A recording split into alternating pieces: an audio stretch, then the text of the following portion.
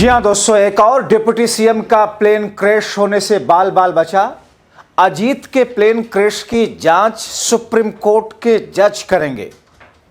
क्या हो रहा है खुलासा? स्वागत है आप सभी का। आप देख रहे हैं द राजनीति का विशेष सेगमेंट खबर और विश्लेषण। मैं हूं जब्बार खान। दोस्तों, आखिर अचानक ऐसा क्यों हुआ कि एक ही दिन में एक के बाद एक प्लेन क्रैश की नौबत सी आ गई? आखिर वो कौन से नेता और कौन से डिप्टी सीएम रहे जो कि बाल बाल बच गए?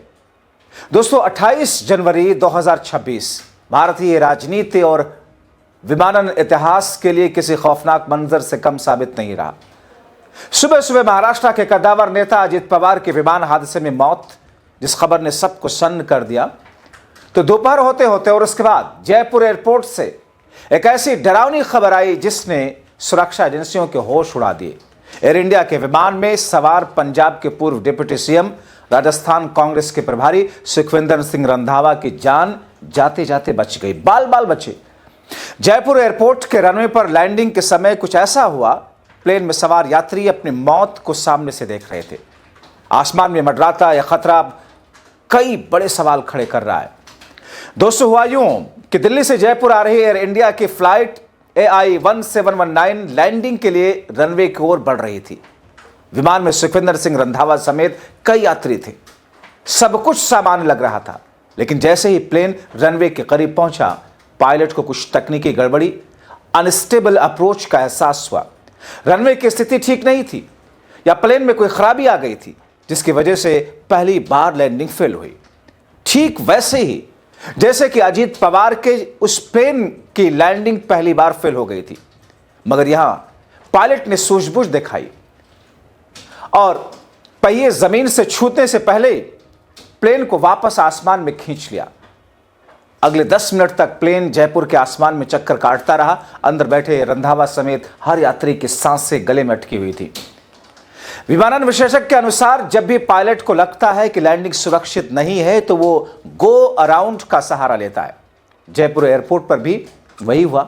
पायलट ने सुरक्षा मानकों का पालन करते हुए जोखिम नहीं लिया, विमान को दोबारा हवा में उठा लिया। करीब 10 मिनट तक आसमान में मौत और जिंदगी के बीच चूहे बिल्ली का खेल चलता रहा। दूसरी कोशिश में विमान की सुरक्षित लैंडिंग कराने की जो कोशिश की, उसमें उसे कामयाबी मिली।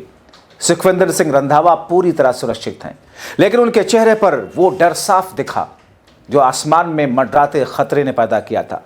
एयरपोर्ट सूत्रों का कहना है कि एक बड़ा हादसा हो सकता था, जिसे पायलट की सतर्कता ने टाल दिया।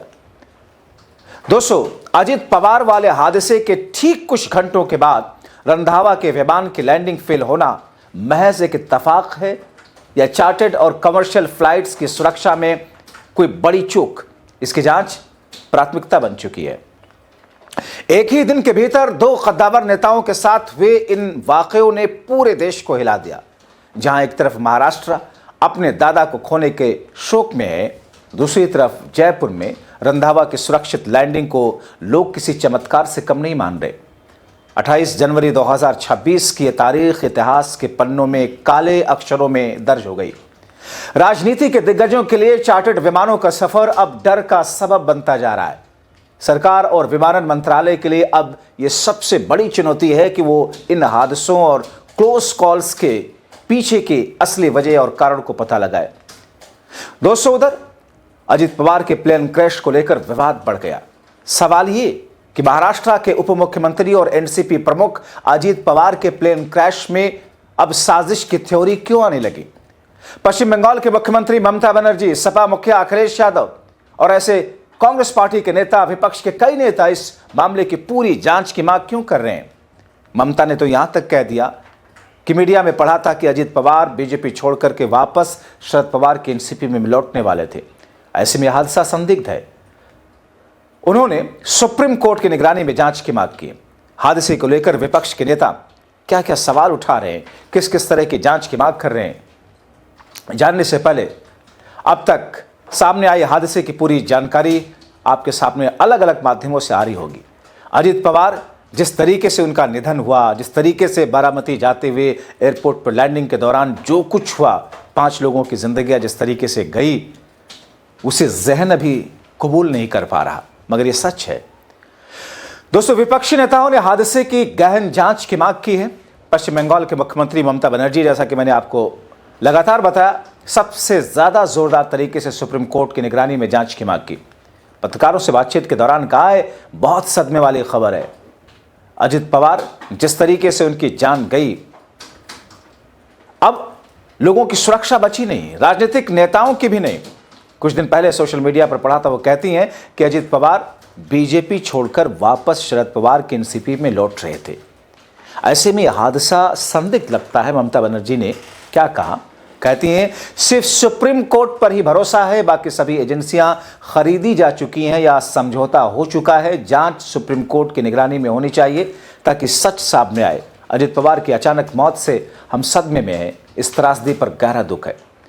समाजवादी पार्टी के मुखिया के, जैसा कि मैंने बात किया, अखिलेश यादव ने ममता की मांग, उसकी हाँ में हाँ, मांग की हाँ में हाँ दोहराई, मिलाई। तभी हादसे का सच सामने आएगा, क्योंकि जब तक जांच नहीं होगा, जांच होने के बाद हादसे का सच आएगा। लालू प्रसाद यादव ने शोक जताते हुए कहा, साबरमती प्लेन हादसे में महाराष्ट्र के डिप्टी सीएम अजित पवार के निधन से पूरा देश दुखी है। अब ऐसे में हादसे की उच्च स्तरीय जांच कराई जानी चाहिए। कौन कह रहे हैं? लालू प्रसाद यादव। सवाल उठाते हुए कहा, जांच जरूरी है।